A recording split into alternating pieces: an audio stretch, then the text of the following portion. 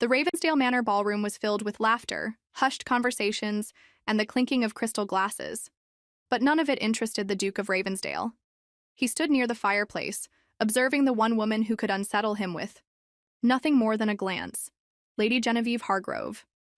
She wore a deep, elegant shade of dark green, a dress that accentuated her ever-bright, cunning eyes. Her laughter rang out like a carefully composed melody, and the way she tilted her head ever so slightly while listening to a gentleman spoke volumes. She knew exactly the effect she had. He didn't like it. In fact, he despised it. So when he decided to invite her to a private dinner. It was not for pleasure. It was out of necessity. Lady Genevieve was on the verge of ruining something he valued, his untarnished reputation and his influence over London society. A dinner invitation? Genevieve raised an eyebrow as she read the letter. How delightfully suspicious. Beside her, her companion, Miss Eloise Barrow, eyed the message with a mix of curiosity and skepticism. The Duke of Ravensdale never does anything without a carefully calculated reason, Eloise observed. This can only mean one thing, he's worried. Genevieve smiled. Oh, the thought of Lord Percival Ravensdale being unsettled brought her an almost indecent amount of pleasure. Then that's precisely why I must accept, she replied, folding the letter carefully. On the night of the dinner, the Duke's manor was immaculate. Candlelight reflected off gilded mirrors, and the table was elegantly set for an intimate yet formal meal. The Duke himself waited at the head of the table, dressed in a black waistcoat over a crisp white shirt, his attire as impeccable as his meticulous personality. When Genevieve arrived, it was as if a silent storm had entered the room. Her navy blue gown contrasted sharply against her pale skin, and her chestnut brown hair was styled into an elegant updo, with a few loose strands falling in just the right places. But she was not alone. Good evening, Your Grace, Genevieve said, with a feline smile. I hope you don't mind, but I brought a guest. The door opened a little wider, and a tall man stepped into the hall. His gaze was sharp as a blade, and his smile carried an unshakable confidence. Lord Ambrose Sinclair, Genevieve announced, mischief glinting in her eyes.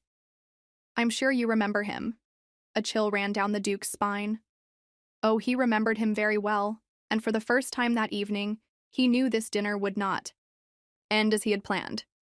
The silence in the hall was almost deafening. The Duke of Ravensdale kept his expression impassive, but inside, his mind worked furiously. Genevieve Hargrove was already a formidable adversary on her own, but bringing him? That was a calculated provocation. Lord Ambrose Sinclair. The name alone was enough to tighten the air around them. Tall, imposing, with slightly disheveled brown hair, he had the air of a man who never cared for society's rules. His smirk was sharp, full of secrets, and Percival despised secrets that weren't his own.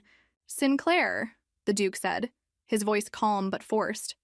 What an unpleasant surprise. Ambrose tilted his head slightly as if savoring his host's reaction. The feeling is mutual, Your Grace. But when Lady Genevieve told me about this dinner, I couldn't refuse. After all, we have so much to discuss. Genevieve slid into a chair with infuriating grace. We should start before the food gets cold, she said, pouring herself some wine without waiting for permission. Uncomfortable conversations always flow better with a good Bordeaux. Percival sat down slowly, his sharp gaze fixed on Genevieve. I hope you haven't made the mistake of thinking this meeting was arranged for your convenience, Lady Genevieve. She smiled. That smile he knew all too well. The kind that always preceded a well-planned strike. Of course not, Your Grace. But you were the one who invited me, and I, ever the gracious guest, brought a gift. Ambrose leaned forward slightly, drumming his fingers against the table. Or rather, a revelation. Percival kept his composure, but the tension inside him grew. Genevieve was dangerous because she knew how to play the game. But Ambrose? He was the kind of man who would flip the entire board over. You've been quite busy lately, haven't you, Ravensdale? Ambrose remarked, casually taking a sip of wine. Expanding your lands, ensuring your name remains untarnished. So busy, perhaps, that you've overlooked certain details from the past. Genevieve leaned in, her eyes gleaming with malice. Such as the legitimacy of some of your estates. Percival's blood ran cold. This was a direct attack, but he hadn't risen to his position without knowing how to fight back. Slowly, he picked up his glass, swirled the wine, and took a measured sip. Then, he met Genevieve's gaze with a slow, calculated smile. "My dear Lady Genevieve, if you came to my home to challenge me, I do hope you came prepared to lose." She held her glass delicately between her fingers and smiled. "Oh, Your Grace, I never enter a game to lose." The tension in the dining hall was palpable. The Duke of Ravensdale kept his expression impassive, but the way his fingers tightened slightly around his wineglass betrayed his frustration. Genevieve, on the other hand, seemed to be enjoying herself immensely. Ambrose Sinclair smiled, that slow, dangerous smile of a man who knew he had the upper hand. He slid a sealed envelope to the center of the table. "Here is the proof," he announced, tapping his fingers on the paper. "Documents signed over 15 years ago, written by a man who, unfortunately, can no longer dispute anything." A chill ran down Percival's spine. He knew those papers, or at least, he had an idea of what they might contain.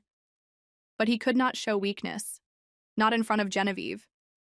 "And what exactly do you expect me to do with this?" he asked, his voice deliberately calm. Genevieve leaned forward, resting her chin on her hand with an almost lazy expression. "Oh, we're not so cruel, Your Grace. We're not here to demand anything and yet. But imagine if this were to come to light. Imagine the rumors, the whispers, the invitations that suddenly stop, the glances that turn away from you." Ambrose smirked.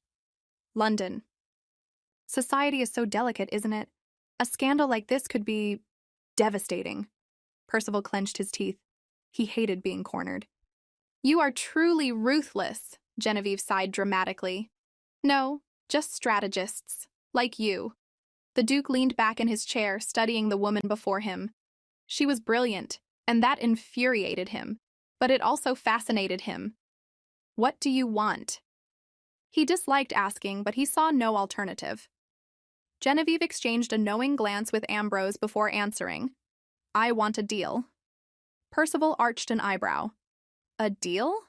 She smiled, and that smile made him feel as if he were about to sell his soul to the devil. "A marriage, Your Grace.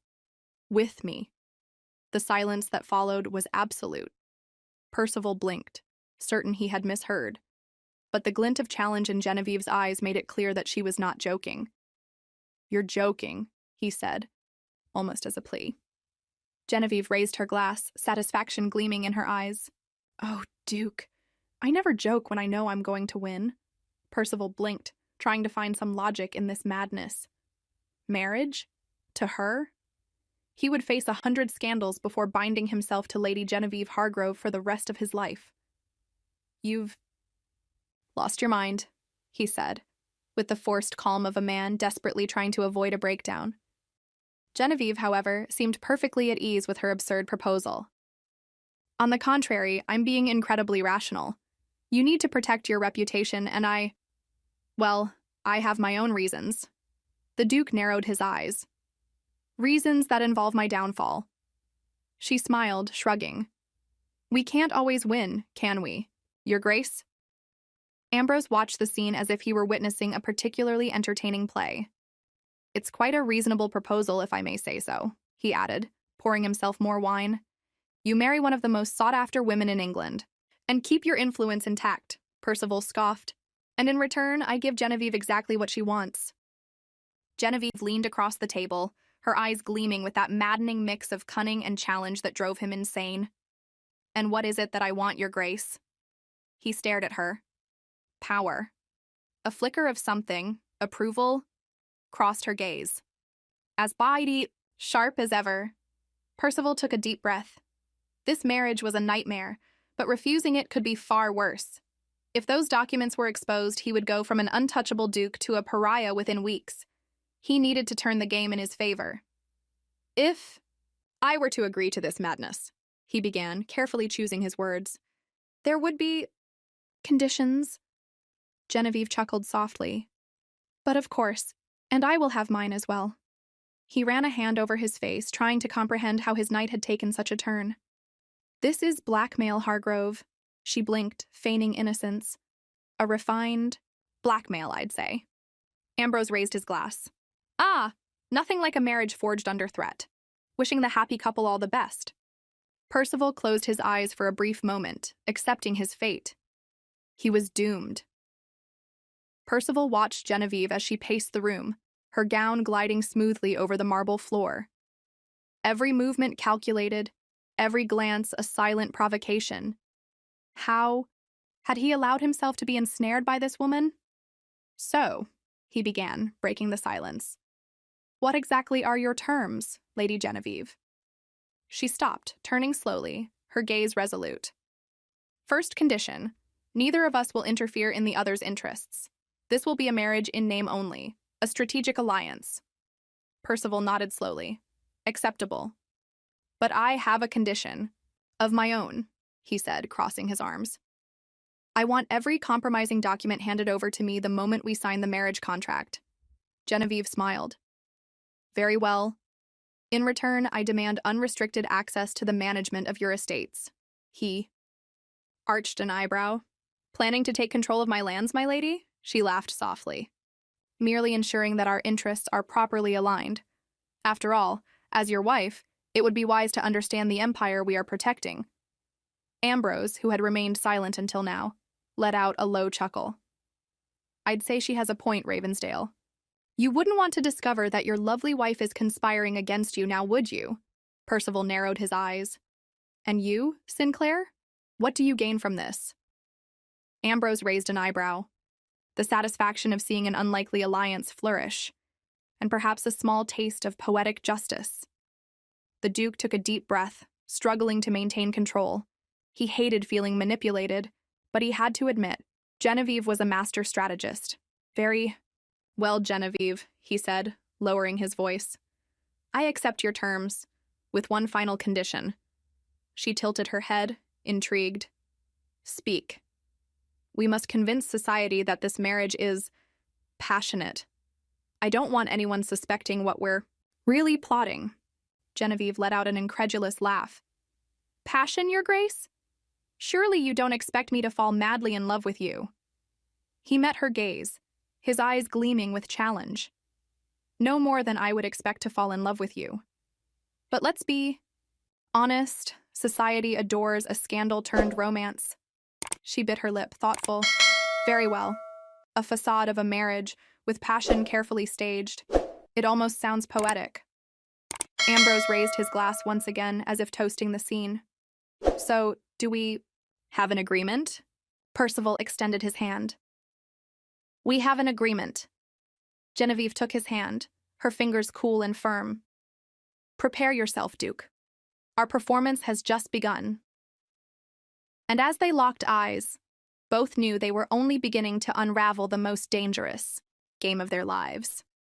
Rumors spread through London faster than scandal at a ballroom. The feared, impenetrable, and impeccable Duke of Ravensdale had proposed to Lady Genevieve Hargrove, and she had, of course, accepted. This is outrageous, exclaimed Lady Danforth, a notorious gossip matron. Everyone knows they despise each other, or desire each other ardently, murmured a gentleman with a sly smile. Percival Ravensdale had no patience for society's murmurs. The problem was that now he had to actively encourage them, which was why on the evening following the announcement, he stood beside Genevieve at a ball hosted by Viscountess Harcourt, allowing her to rest her hand on his arm as if they were a deeply enamored couple. Genevieve, for her part, played her role to perfection. Stop looking like a man walking to the gallows, she murmured, leaning in just enough for only him to hear. And stop looking so delighted by this, he countered, forcing a smile at a passing duchess. She sighed theatrically. I simply adore seeing you uncomfortable. Ambrose, watching them from the entrance, chuckled before approaching. I must admit, I never imagined seeing you like this, Ravensdale. So tamed. Percival rolled his eyes but kept his pleasant expression. I'm a practical man, Sinclair. I know when a sacrifice is necessary. Genevieve squeezed his arm, feigning adoration. How lovely. He calls our engagement a sacrifice. I'm touched. The Duke leaned in to whisper in her ear. If we don't maintain this love-struck smile, my dear, no one will believe I'm utterly enchanted by you. She turned her face toward him, dangerously close. And why would that be a problem? Percival held his breath for a fraction of a second. Genevieve was a game he had never learned to play. And for the first time, he wasn't sure if he was winning or losing. But he knew one thing. The real danger wasn't someone discovering that their marriage was a farce. The real danger was that perhaps this farce was becoming something very real. Percival wasn't sure when the performance started to feel real. Perhaps it was when Genevieve laughed, truly laughed, mid-dance, momentarily forgetting the game they were playing, or when she absent-mindedly touched his hand, and he realized, with a certain horror, that he liked the feeling. The problem was, this wasn't part of the plan. "You're acting strange," Genevieve murmured as they strolled through the gardens of Ravensdale Manor, momentarily escaping the ball they were obligated to attend. "And you remain insufferably perceptive," he retorted, avoiding her gaze. She laughed, twirling a loose strand of chestnut hair between her fingers. "I'm beginning to think you're enjoying this." He stopped, staring at her intensely. "Our arrangement?" "Spare me, Genevieve." "No," she said softly. "Me." The silence that followed was heavy. Percival didn't know what annoyed him more, the fact that she had noticed, or the fact that she was right. Genevieve tilted her head, studying him. "What is it? Has the impeccable Duke finally realized he wants me?" He took a step forward, closing the distance between them. "What irritates me, dear, is that you have an infuriating ability to turn the game in your favor." She smiled. "And you, Your Grace, have an impressive ability to run from what you truly want." The tension in the air was almost suffocating. The farce they had upheld was flawless, but in that moment, between intense stares and dangerous provocations, Percival no longer knew what was real and what was pretense. And when Genevieve took another step closer, her lips perilously near his, he knew he was about to cross a line. The problem? He wanted to cross it. Epilogue. The Duchess's checkmate. The grand hall was illuminated by hundreds of candles, reflecting off the golden chandeliers of Ravensdale Manor. The last ball of the season gathered London's elite, and at the center of attention stood them, the Duke and Duchess of Ravensdale. Married for a month, they remained the favorite topic of salons. The improbable couple, they called them. A rigid duke and an impertinent marchioness, they whispered. A marriage of burning passion, or a game of power? The truth? Not even Percival and Genevieve knew where the game ended and reality began. "You seem restless tonight, my dear husband," Genevieve teased, sliding her hand along his arm as she pretended to be engaged in idle conversation. Percival, elegant in his immaculate coat, pressed his lips together. "I'm not restless. I'm simply wondering what your next move will be." She smiled, that cunning smile he had come to recognize as a warning of impending trouble. "Move? Me? I'm merely a devoted wife." He leaned in, his lips a breath away from hers. "Devoted to driving me mad, perhaps." Genevieve chuckled, tracing her fingers over his lapel. "You love me, Your Grace, and you know it." Percival didn't flinch. Didn't retreat, didn't deny it. "Yes, my Duchess, I do." And the victorious glint in her eyes made him laugh. Damn it, she had truly won. But if losing meant having her by his side, then he would never wish for anything else.